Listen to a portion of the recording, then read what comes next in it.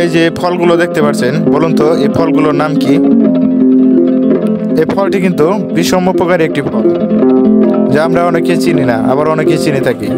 তো যারা যারা চিনেছেন অলরেডি কমেন্ট করে ফেলুন, এবং যারা চিনেন নাই তারা ভিডিওটি দেখতে থাকুন। এই গাছটি বহুত উপকারী একটি গাছ। ফল, ফুল, ছাল এবং কি পাতা সমস্ত কিছুই ঔষধি গুণ সম্পন্ন। এখন আমরা ফলটি পারবো এবং কি খেয়ে দেখাবো, ফলটির টেস্ট কেমন সেটা আপনাদেরকে জানাবো। আর এর সঙ্গে জানাবো এই ফলটির ঔষধি গুণাগুণ এবং ফলটির নাম, পরিচয় সমস্ত কিছু আপনাদেরকে জানাবো। আমরা 3 বন্ধু মিলে চলে এসেছি শালবাড়ি এক মেহমান বাড়িতে। আর সেখানে এসে এই গাছটি দেখতে পেলাম এবং ফলগুলো দেখতে পেলাম। তো হঠাৎ করেই এই প্রথমবার আমি এই গাছে ফল দেখলাম, মানে আমার জীবনে প্রথমবার এই ফল দেখলাম। তাই এটা খাওয়ার ইচ্ছা জাগলো এবং কি পারার ইচ্ছা জাগলো, আর এর বিষয়ে কিছু রিসার্চ করারও ইচ্ছা জাগলো। তাই আমার আরেকটি বন্ধু এই ফলগুলো পারছে এবং কি আমরা এখন এগুলো কুটবো আর কুড়ে করে দেখবো এটা কি ধরনের ফল এবং কি খাওয়া যায় নাকি সেটাও দেখবো, খেয়ে দেখাবো এটা টেস্ট এবং কিভাবে খেতে হয় সেটাও আপনাদেরকে দেখাবো। আর এটার নাম, পরিচয় সমস্ত কিছু আপনাদেরকে ভিডিওতে তুলে ধরার চেষ্টা করবো। এই হলো বকল ফুল, আর এই বকল ফুলের থেকে ফল হয়েছে, এটাকে বলে বকল ফল। আর এই বকল ফুলটি খাওয়া যায়, খুবই সুস্বাদু এবং ঔষধি গুণ সম্পন্ন। তাহলে চলুন প্রিয় বন্ধুরা, আমরা জেনে নিই এই গাছটি সম্পর্কে। এই গাছটির নাম, বৈজ্ঞানিক নাম হলো মিমোসোপস এলেঙ্গি এবং ইংরেজি নাম স্প্যানিশ চেরি। কেউ কেউ ইন্ডিয়ান মেডলার বলে থাকে, তবে আমরা এটাকে বকুল ফল বলে জেনে থাকি। তবে আপনারা কে কোথা থেকে দেখছেন এবং কি ফলটিকে কি নামে জানে থাকেন নিচে কমেন্ট করে জানাবেন। এটি দক্ষিণ পূর্ব এশিয়া এবং উত্তর অস্ট্রেলিয়ার গ্রীষ্ম অঞ্চলীয় একটি মাঝারি আকারের চিরসবুজ গাছ। ফলটি বেরির মতো ডিম্বাকার, প্রাথমিকভাবে সবুজ এবং পাকলে হলুদ বা কমলা বরণ হয়ে থাকে। এই ফলটি খাওয়ার উপযোগী, এর স্বাদ মিষ্টি হয়ে থাকে। এই গাছটি শক্ত এবং মূল্যবান কাঠ হিসেবে পরিচিত।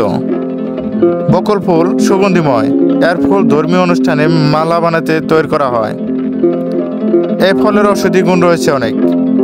পাকা বকল ফলের শ্বাস খেলে আমাশয় নিরাময় হয়।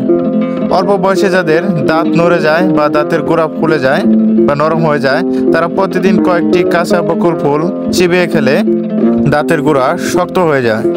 এবং বকল গাছের ছাল পানিতে ফুটিয়ে সে পানি কুলি করলে দাঁতের পোকা বা ব্যাকটেরিয়া থেকে মুক্তি পাওয়া যায়।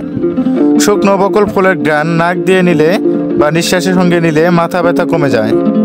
বকল ফুল এবং ফলের রস হৃদরোগ ও লিউকোরিয়া রোগের চিকিৎসায় ব্যবহৃত হয়। এই গাছের প্রত্যেকটি অংশ আয়ুর্বেদিক চিকিৎসার সঙ্গে জড়িত বা খুবই উপকৃত এই গাছটি।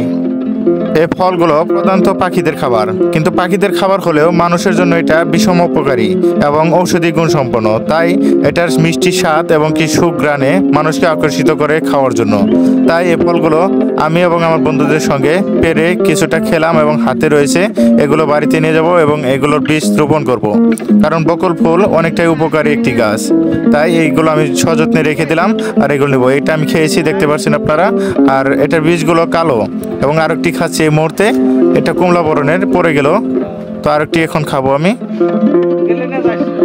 উপর থেকে আগলো করে হাঁসগুলো ফেলে দিয়ে, বা শ্বাসগুলো খাওয়া যায় যদিও, এই শ্বাসগুলো হালকা ফেলে দিয়ে তারপর ভিতরে যে অংশগুলো থাকে সেই অংশগুলোকে খেলে অনেকটাই উপকার পাওয়া যায় এবং কি সেটার অরিজিনাল টেস্টটা পাওয়া যায়। ধন্যবাদ সবাইকে ভিডিওটি দেখার জন্য। ভালো থাকবেন, সুস্থ থাকবেন, খোদা হাফেজ। চ্যানেলের সঙ্গে থাকবেন সাবস্ক্রাইব করে।